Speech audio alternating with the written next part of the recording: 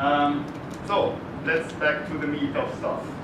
So you know there are many kinds of testing. You have unit testing, there are lots of books about unit testing, integration testing, you have performance testing, penetration testing. Basically you have a lot of different kinds of testing.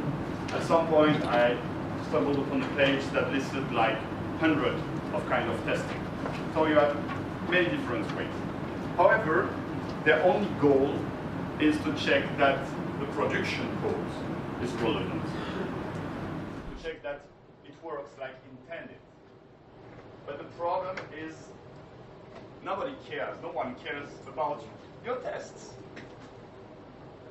So should you test your tests? It would be crazy. So generally, like I said in the pitch, what you do is, hey guys, we use code coverage. Code coverage is very easy, I mean, and you've got this kind of nice report. So how does code coverage work? Quite easily. Basically, you run your tests. Oh, there are a lot of more people coming in. Welcome. Have fun. How do you compute code coverage? You run your test, and when you run your test, you check if a line of code is executed or not, or a branch is passed in or not. And then it's super easy. You compute code coverage by counting the number of lines of code that are executed divided by the number lines of code total. So who didn't know about this before? Everyone knows it. You are all software engineers. And the same goes for branch coverage.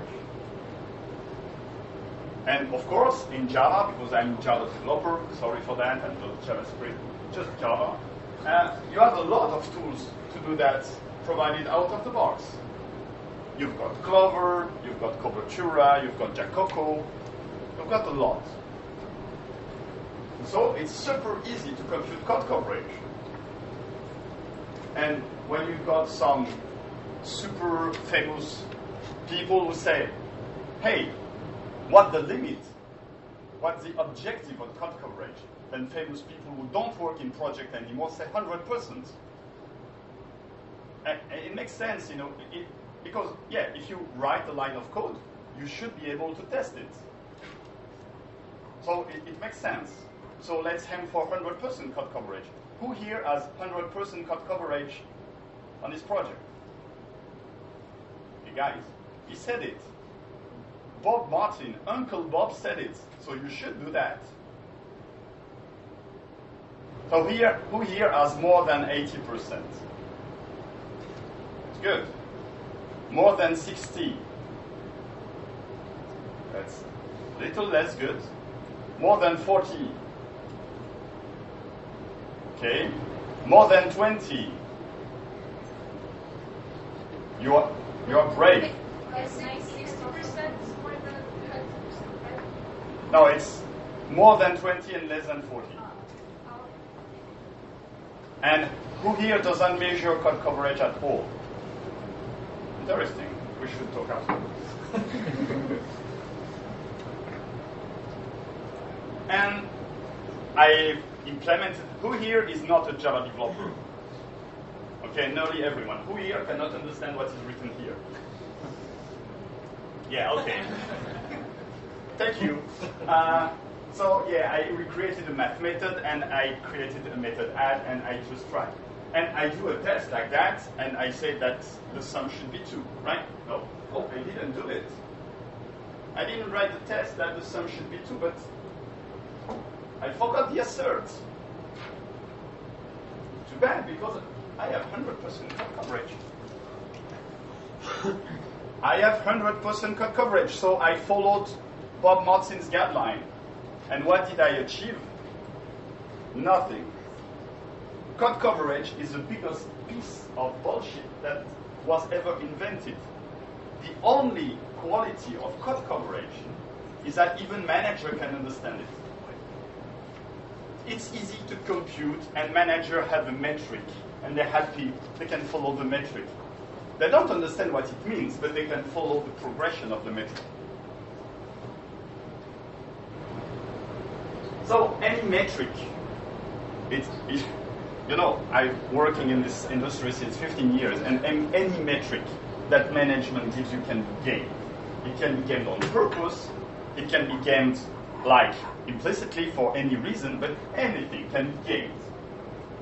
So if you manage your code quality only by code coverage, it's worse than having no coverage at all. Because at least when you have no coverage, you are afraid. If you have 100% code coverage, you think that you can do anything in your code base, and the tests will catch the errors, the regression that you have introduced. But I have showed you, if you omit the asserts, it will catch nothing. So you do something, everything runs green, hey, let's push it to production. And then comes the trouble. If you have nothing, at least you know that, let's be cautious. So, end of the talk, goodbye, you have a problem. So, no, I hope I will provide you with a solution. Is there another way? Let's say that I have my original source code and the modified source code, and I call it the mutant. Okay? So, with standard testing, I will run the test, and I hope for you it will become green. With mutation testing, I will create a mutation out of the original source code. And I will execute the exact same test. And there are possibly two outcomes to that. The first outcome is that the test fails. Makes sense. I execute the same test, I change the source code, it should fail, right? Or it can succeed. It will be strange. But it happens. So, in the first case, we say that we killed the mutant. So it's not like in the X-Men movie. We should kill mutants. It's good to kill mutants. And the second case, we say the mutant survived, and it's bad, because we should kill mutants. So it's good, it's bad. So it's reverse. Good is red, bad is green. So if I take the same example of the math stuff, so here, even if you are not Java developer, I1 plus I2, okay, great. I run the test. And here, if I run the test, it's green, because I have no assert. So nothing happened here. Makes sense? Now, I will create a mutant. And here, you can see that I changed the source code a little bit. I replaced the plus by a minus. If I run the exact same test below, what would be the result? Still green. So something is bad. And in fact, it is bad because I forgot the assert. Now, if I add an assert and I do the first test, 1 plus 1 equals, hey guys, even without coffee, 1 plus 1 equals 2. So it's green, it's good. Now, if I modify the source code and 1 minus 1 equals 2, oh no, oh God, oh no, Minus 1. minus 1, no, okay, 0. The answer is 0. No, in that case, 0 is not equals to 2, so it gives me a failing test. And again, red is good in that case. So in Java, there is a tool called PITS for mutation testing. It's available as a command line tool, as an on-target, as a Maven plugin. And how does it work? Basically, it checks for patterns. And for each of those patterns, it will apply a mutator. So for example, there is a mutator that will transform higher than to higher or equal. It will have a mutator that transforms equals to different. It will replace conditionals with booleans, and like that. Many, many different ways. So, I guess I've talked enough. Let's have a demo, because we are developers. So, here, again. So here, I have this class that I showed you, so add 1 plus 1 or whatever, and here I have the test. Okay? Yes, yes? Just a quick question, if I understood correctly. You do mutation testing to test the tests? Yes. That was my first point. That was everything you do is for testing the production code, but you have no way of assessing the quality of your test code. That's a problem. That's my problem, at least. So now I will run this kind of stuff.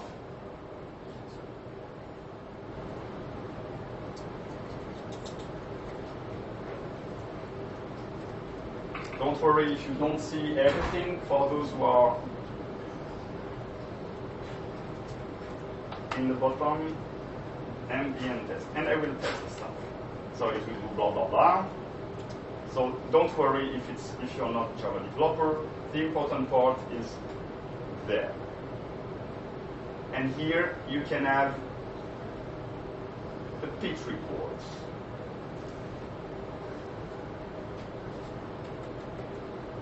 So here it says I have 100% of line coverage, which basically, according to Uncle Bob, makes me normal developer, because every normal developer should have 100%. But it tells me that I have 0% mutation coverage, which in truth tells me that I did a really lousy job. So let's correct our stuff and have an assert.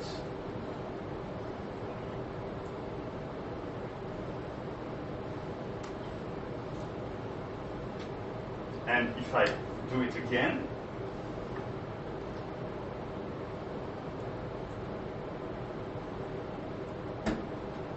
so mutation testing uncovered the fact that I tried to gain the metric. How good is that? Yeah, pretty good. Take my money. Good last time. It's very nice. Money? No, hey, come on. Is there something for .NET? Wait. Okay, now, even better. I have created a low-pass predicate. And basically, it's also super simple. I have a limit, and I have a filter method that returns true if the parameter is lower than the limit, strictly lower. This time, however, I didn't try to gain the system. Where is my test? Here. I was a nice developer, and I tested really with asserts. So I tested if it's higher and if it's lower. So I should not only have 100% coverage, but I should be really good. I mean, I'm really good, but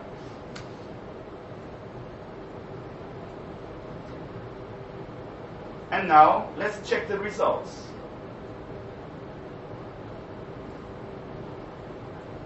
So still 100% coverage, Uncle Bob, blah, blah, blah, blah. But 67% mutation coverage. God, what happened? I have the asserts. What did I forget? When it equals the limit. The limit, the boundary. When you have something like this, you always have to test the boundary. And here, if we check, it changed the conditional boundary, and still it survived. Because it replaced lower than by lower and equal, and still all my tests pass. So here it's not that I did a bad job. I was just forgetful about the fact that, yeah, you should always test the boundary.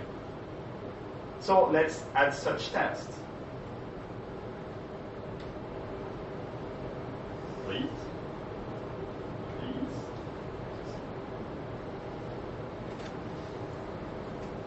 Hey.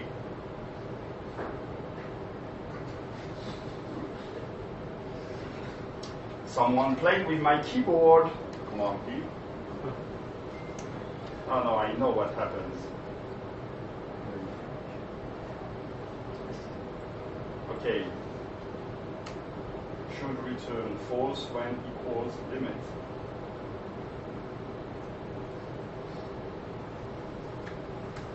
Right, this is what you told me to do.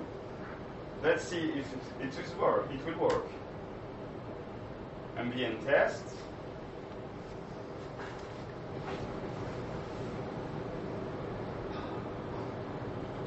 And you were right. And so now I have 100% mutation coverage as well as 100% line coverage. So basically, what this tells you is that code coverage is a higher limit you can have, but the real percentage is mutation coverage. And it's super hard because the higher the gap between the mutation coverage and the line coverage, then the more confidence you have misplaced.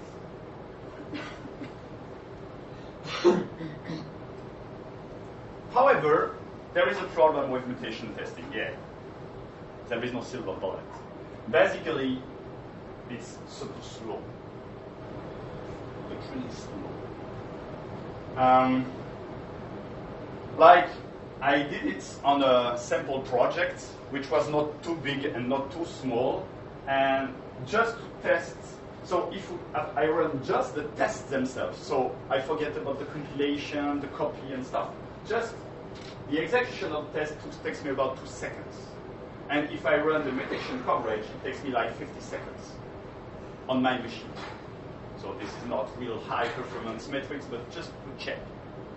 20 times 5 more. So why is it so slow? Yeah, you have to understand that it's not, there is magic involved, of course, because you have to analyze the code, you have to change the code, you have to apply the mutator for each mutator that you want it applied, and for each class. And you have to create a mutation. Then for each mutation, you have to run the test, analyze the result, and get them. So it takes time. And of course, with PIT, there are a number of nice workarounds and not so nice. So when there is a smiling guy, then it's super easy to do, and there is nothing, then it's possible, but it has problems. So basically, very easily, you can, if you do unit testing, that means that your tests are independent of one another. So you can increase the number of threads. And if you've got multiple processors, it will get super easy, provided they are real unit tests that are independent of one another. You can limit the number of mutators that are applied, so you limit the number of possible mutations. So it's possible, but then the result will be less interesting. You can limit the classes that will be mutated. It's also possible. If you know that in your system, only a possible scope is very critical to your system, you can limit that. You can limit the number of tests themselves that will use PIT. You can limit the dependency distance. The dependency distance is if my test class uses another class, then the dependency distance is 1. And if this class uses another class, then the dependency distance to this other class is 2. Then you can limit and say, okay, I don't want to ripple everything. I want to limit the ripple effect of my mutators. You are not Java developer, so forget about the bind test phase. You can use SCM mutation coverage, which is another stuff that is provided by PIT that will read your source code management version control, and that will check that what is not changed, you won't run the mutation on them because it's no point. You can also use incremental analysis, and that is super cool. I have a slide for that, because what we can do is, without source control version, we can check if stuff change between runs. So basically, we can create a hash for each test and production code file and create a hash. If the hash hasn't changed, then don't do it again. That's stupid, right? So it will keep the result between runs. That's good. So slow, super slow, very slow. Also, another problem of mutation testing, of course, it's like any tool, it can give you false positives. And not only that. So for example, of a false positive, you can have this kind of algorithm, which basically is perfectly valid. But with PIT, it will tell you that it changed the conditional boundary and it survived. So this is a false positive. So you have to be aware of that. But it's not only about false positive. Let's imagine that during your test, you will check for user permission and otherwise you will reboot. If Pete removes the call to the first method, then you will reboot your computer or your server during the test. Not so nice, right?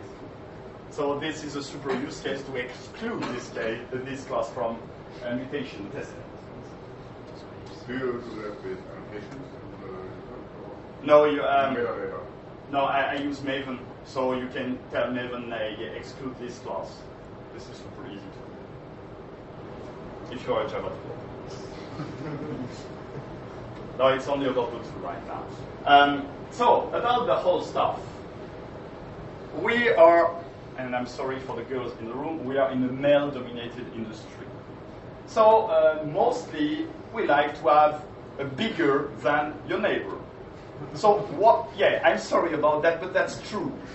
And especially about code coverage. Like my code coverage is bigger than your code coverage, so let's have the biggest code coverage of all. You don't care about if it really improves the quality of your code. Most of the time, it's only to have a number. And the number is bigger than the other team or the other company.